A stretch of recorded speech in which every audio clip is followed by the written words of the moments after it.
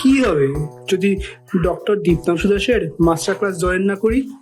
এইসব করে আমার ছেলে ঠিক হয়ে যাবে? গোল ওরিয়েন্টেড ভাবে কাজ না করলে নাকি মেজারেবল রেজাল্টস পাবো না। এত খরচ করে থেরাপি করে কি হবে? আমরা বাবা মায়েরা আছি কি করতে? হ্যাঁ, যত বেশি থেরাপি তত বেশি খরচ। অটিজম নাকি সেরে যায়? হুঁ, আমি তো জানি এগুলো সব টাকার খেল। তুই বলেছিলিস না ইনস্টিটিউটের ব্যাপারে? দেখ পেরেন্টসরা কিরকম আউটকাম পেয়েছে। সেন্টেন্স পুরোটা হয়তো বলতো না, দুটো দুটো করে ওয়ার্ড বলতো। এখন মোটামুটি একটা করে সেন্টেন্স বলে। যে পশ্চিমবঙ্গে এই রকম ডাক্তারবাবুর আচার ব্যবহার অভিভাবকদের সঙ্গে পেশেন্টদের সঙ্গে ভাবা যায় না।